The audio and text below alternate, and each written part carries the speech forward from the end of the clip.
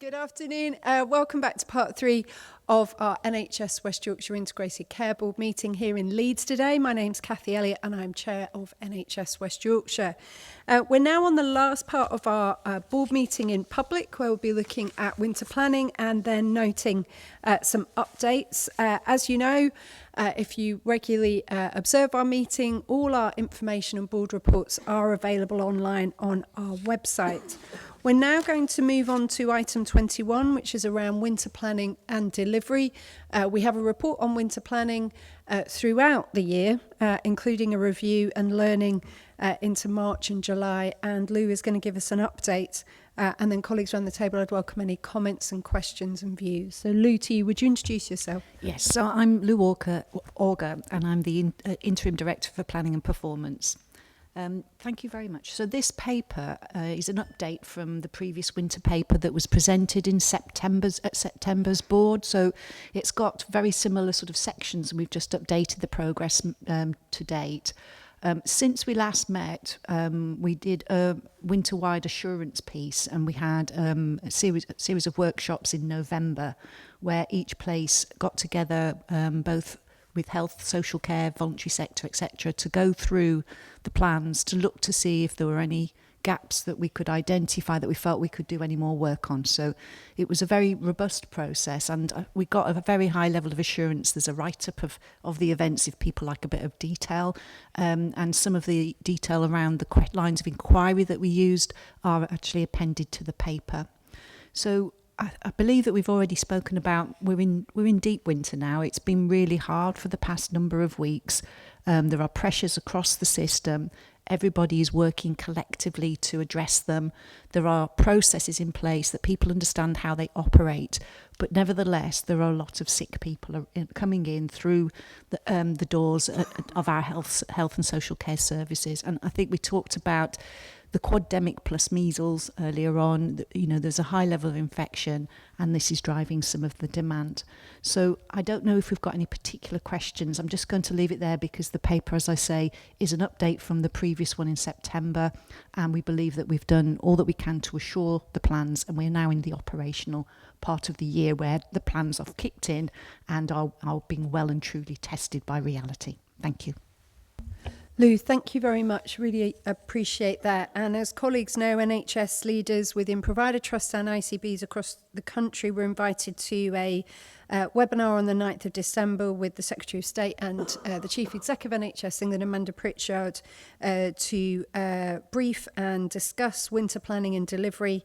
There was a clear message from the Secretary of State on encouraging system and collaborative working at this time, as well as making sure that we have a focus on safe, dignified and high quality care. Colleagues, is there anything that you'd like to share? We have got a quademic. Is there anything we need to change in terms of our winter planning, or do we have the right plans at this time? And I'm looking to Bev as our Director of Nursing for the system, and to Brendan in representing Acute Trust. So Bev, would you introduce yourself? Yes, I will. Thanks, Cathy. My name is Beverly Geary. I'm Director of Nursing for West Yorkshire ICB. I think in response to do we have the right plans? Yes, we do. They are plans. We're well versed in dealing with, winter. I think Rob said earlier, we have, system pressures all year. The year before last, we had a particularly difficult winter. We tested the plans then. We reviewed them. We brought them to this board. The learning has informed the revised plans. And we've been working on these all year in preparation for winter. So I think that they're tested, they're well tested, they are robust. We've got escalation plans that can be used in extremis, which we've previously used. So, system go command set up at very short notice. I hope we don't need those this year, but if we do, we've tested them previously, and we will employ mutual aid across the system if required. So I think that, I wouldn't change the plans now. I would enact them if we need them. Thank you. Thank you, Bev. And over to you, Brendan. And that point from the Secretary of State earlier this month about working as a system during winter as well. I don't know what your reflections are, both in place working and in provider collaboratives. I'd agree with Bev. I don't think we should change the plan. I think, as Lou said, the plan has been tested. I think to that meeting, Chair, what the national leaders were talking about is a rise in activity over the coming weeks, but I think in West Yorkshire we've seen that over the last couple of weeks. It's already here and it will continue. I think we work incredibly well as a system, but every aspect of the system is challenged. We've talked about the quad-demic, and if we think about our colleagues who are our community, and our community is our colleagues, they're equally impacted by this. So as whilst we're seeing a rise in every aspect of demand in health and social care, that means that our people are equally been impacted. So that, you know, this isn't going to be an easy conversation over the coming weeks. It's going to become more difficult. And I think, as this board meeting has discussed, the drive for improvement in national targets, performance and finances, they are all real and very valid conversations. But during winter, our focus has to be on our patients and the communities that we serve. Thank you very much. Are there any other reflections, particularly place accountable officers or colleagues representing sectors? There is a message in the document around discharge issues due to social care and community services capacity, which you've just touched on, Brendan. I don't know if there are any other reflections around the table on how we're doing. Nadra. Hello, Nadra Mirza, non-exec member of the ICB and chair of the Quality Committee. Just to assure the board that the last meeting of the Quality Committee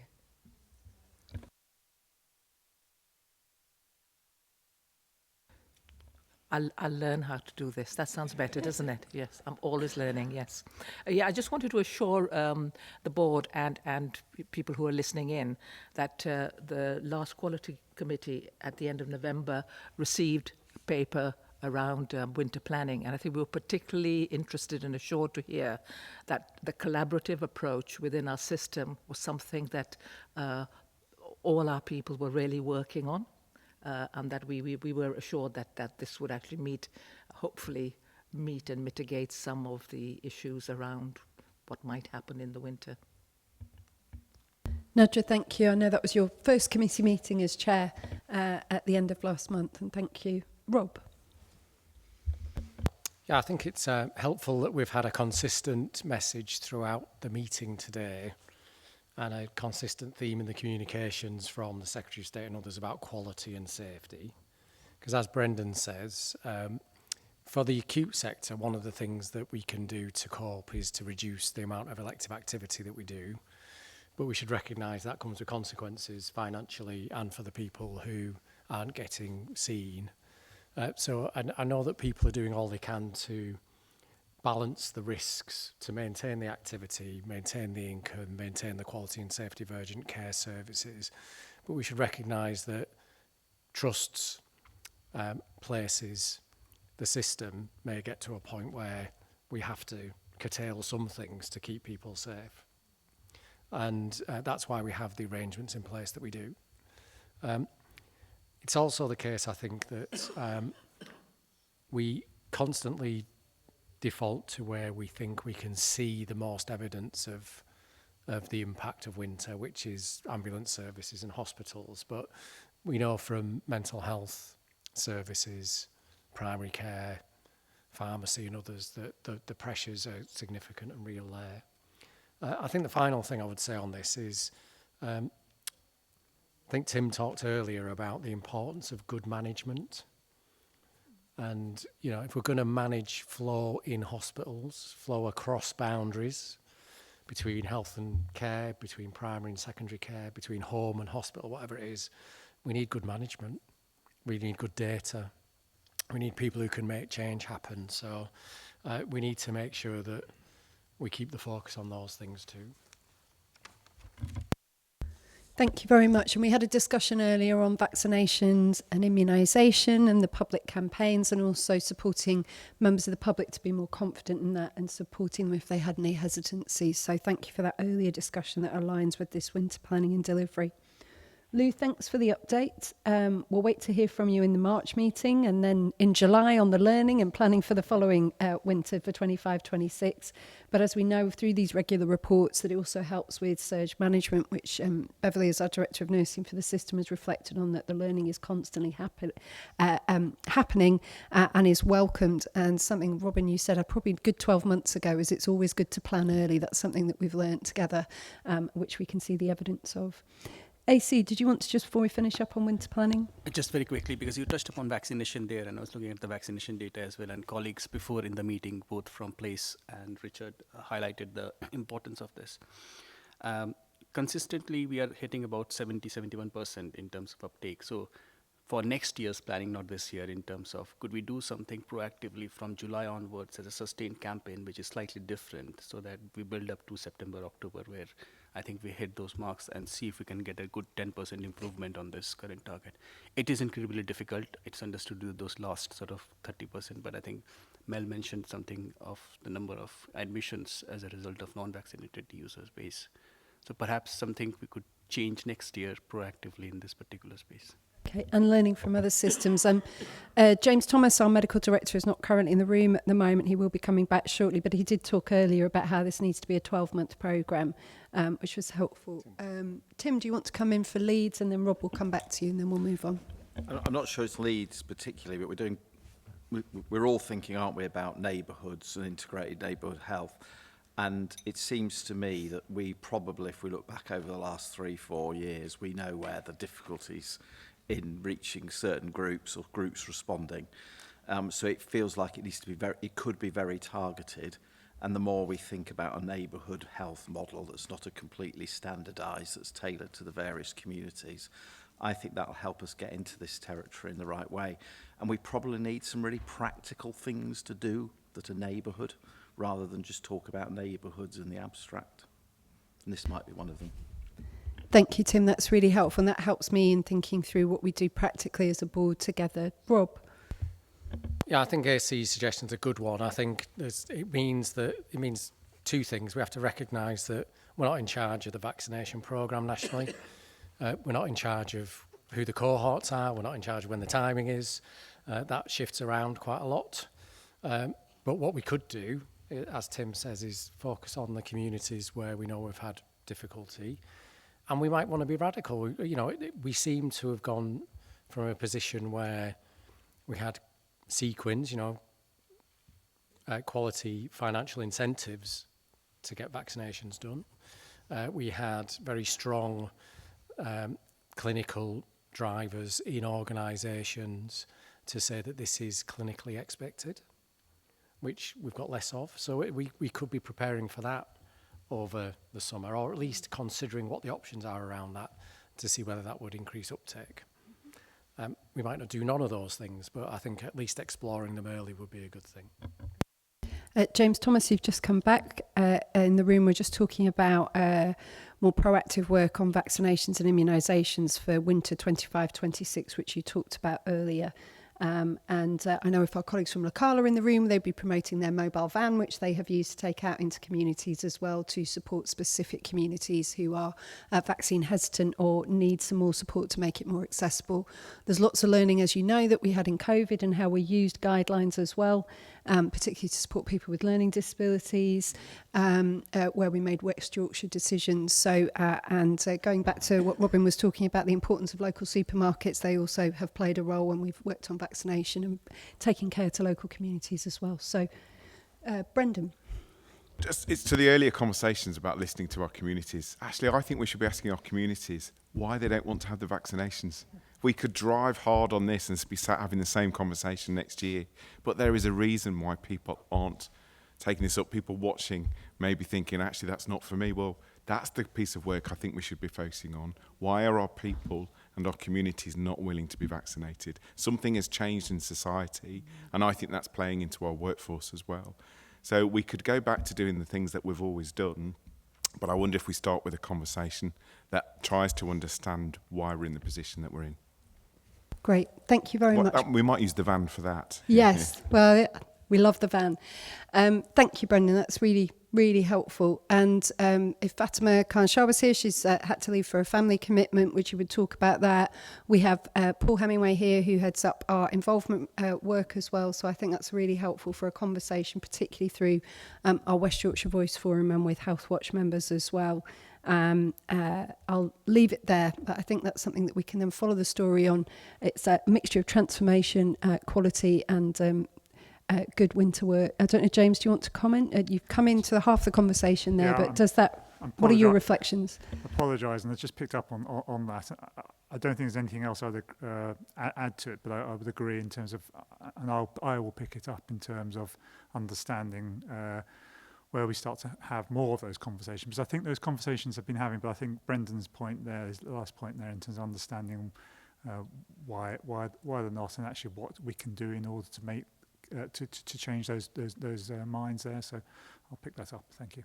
Great, thank you. Around hesitancy, improving people's confidence, but I think we also learnt about access. Kim, do you want to come in? I mean, just to say that we've historically had very, very strong community champions models across West Yorkshire that played a significant role during COVID. Obviously, the resourcing for those has disappeared, but they're massively volunteer-led models. So the return on investment for those community conversations, I think one of the places talked about how that they were delivered in 37 different languages, and they recruited hundreds and hundreds of volunteers over the 3-year period. So there are some cost-effective models that we know work, and we have to think about, you know, in the light of things changing, what have we taken out of our approach that now might be causing us some issues? Thank you. So we have national guidance, we have learning from this year, forward planning, and also what's within our gift in West Yorkshire. And I think, Kim, you might know the community centre in Bradford that I went to a good few months ago, and the most effective flu vaccine drive was at the Christmas fair with 2 nurses working alongside Santa, and it was the best vaccine uptake they'd had in years. So I don't know how often they're doing that, but it's a good time of year, isn't it? Okay, colleagues, thank you very much for that discussion, as both about the here and now and moving forward as well. Okay, and Lou, thanks for the report and the continued work across places and our collaboratives on winter planning. So we're going to move on now to item 22, which is EPRR. Anthony, over to you. This is about our compliance, isn't it? It is. Thanks, Chair. So I'm Anthony Keeley, and I'm presenting this item in my capacity as Accountable Emergency Officer for the ICB. And as you say, this is an assurance item, and it's presenting the outcome of the annual assessment of the ICB's compliance with the NHS core standards for emergency preparedness, resilience and response, which we talk about as EPRR. So some members around the table might recall that this time last year, when we presented the equivalent update on assurance, that NHS England had introduced a much more challenging approach to how these standards were being assessed. And this was a deliberate attempt to establish a new baseline from which to assess ongoing progress with these standards. And that was in the aftermath of the pandemic and other significant incidents such as the Manchester Arena inquiry and a number of other significant issues which had been playing into the core standards. And through that more challenging process, the ICB, together with all of the NHS organisations in North Eastern Yorkshire region, was assessed as being non-compliant overall. And as I say, that was very much setting a new baseline, a new bar from which to assess ongoing progress. So the process has evolved again this year. It's moved to being one led by the NHS with its partners in West Yorkshire. And that's been very much focused on self-assessment, supported by peer review and bilateral reviews between the ICB and partner organisations. So the scores on the doors, if you like, the outcome of the process this year has seen the ICB move to being fully compliant in 25 of the 47 standards, and that's compared to 8 last year.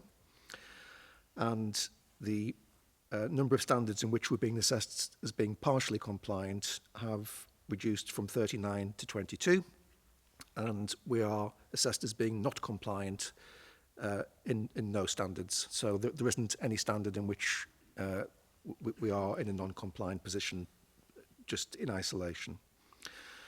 So I'd hope members would agree that that outcome demonstrates substantial progress from last year. We're very pleased with the progress that the organisation's made in the context of significant ongoing challenges for EPRR teams around industrial action and a whole range of other challenges. However, it does still remain a non-compliant position overall. We'd have to get to 36 standards being fully compliant for that threshold to be crossed. I would really like to emphasise that the fact that we are assessed as being non-compliant does not reduce our confidence in the ICB's ability to respond to an incident should one occur. We're very confident that we've got all of the arrangements and requirements in place to do that. And in fact, the materiality of the gaps in our compliance are generally low, if you like, but variable overall. So these are things we're confident we can continue to make progress on in the coming year. We have put in place an action plan to achieve that improvement in compliance, and the headlines of that action plan are set out in Appendix 2 to the paper. So I won't say any more, Chair, if that's okay, just to ask the board to sort of receive and note the outcome of the self-assessment and to be assured that we have that plan in place to improve compliance continually over the year ahead. Thank you, Anthony. Does anyone have any comments or questions at all? Jonathan. Thank you, Anthony. Apologies, probably should have asked this earlier. 14 organisations in West Yorkshire, does that mean that we are including organisations such as Local and LCD, for instance? It does indeed. So it includes organisations which are contracted through the standard NHS contract to provide NHS services. So as well as the statutory bodies, it includes Locala, CIC, Spectrum, which is a provider of specialist services, and Local Care Direct. Thank you. And just a follow-up question. Clearly it's important for every organisation to be as compliant as they can be within the constraints that you've articulated. Do you know where YAS are on this spectrum? Because they feel as though some of this stuff is their day-to-day business in some ways.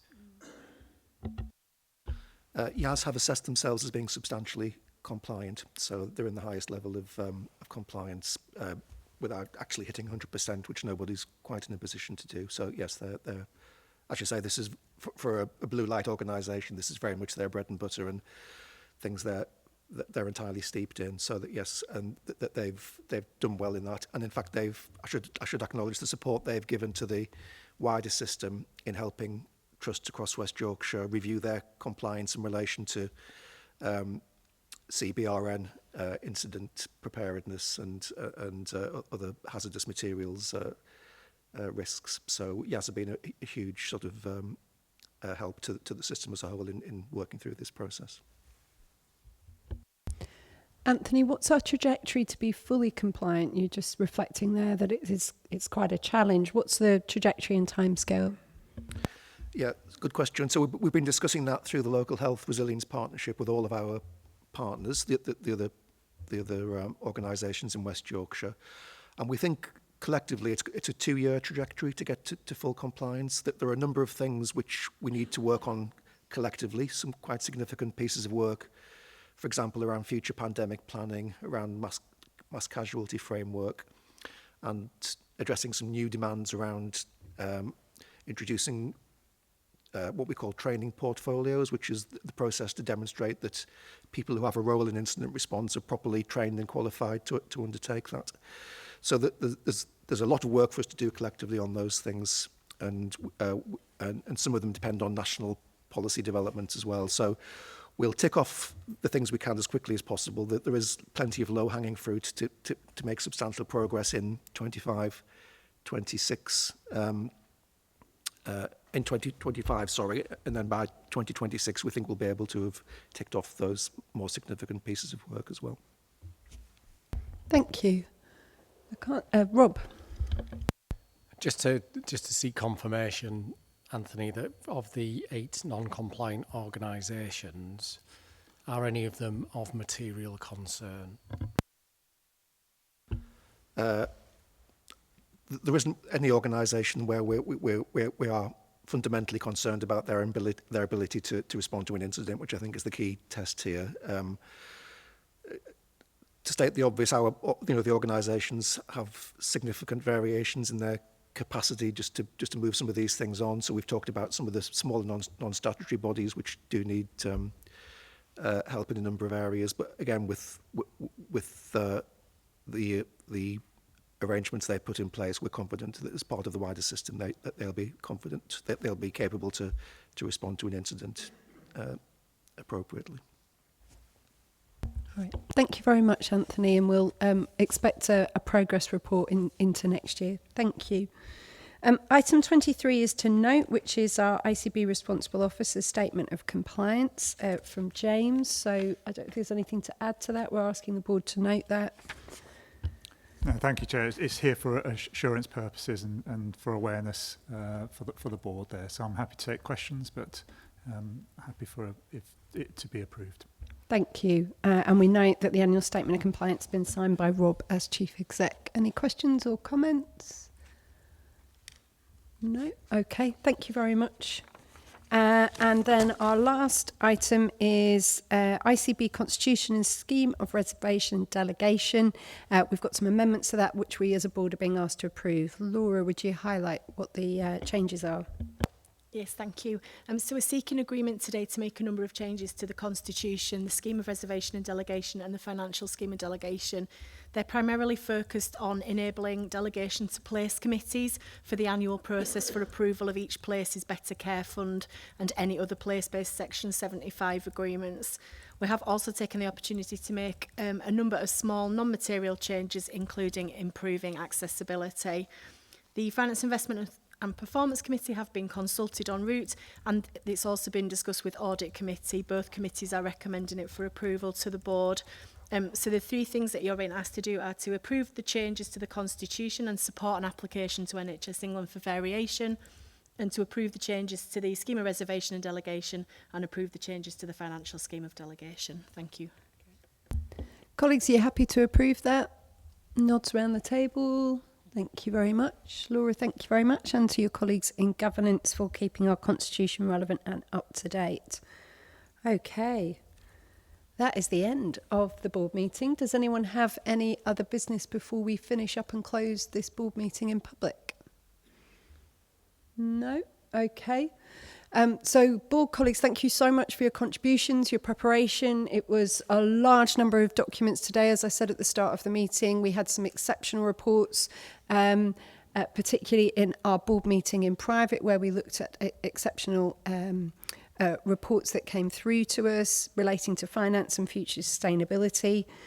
Thank you to our public health colleagues and to Health Watch for their focus on session today, and to everyone around the table for their contributions. Just looking ahead, we've agreed that we will have a delegation of an urgent decision in relation to our 24-25 financial planning and delivery, which will sit with the Chair, Chief Exec, Director of Finance, Audit Committee Chair and Finance Committee Chair. We then have a board development session in January where we'll again look at 24, 25 and then 25, 26 financial planning and delivery.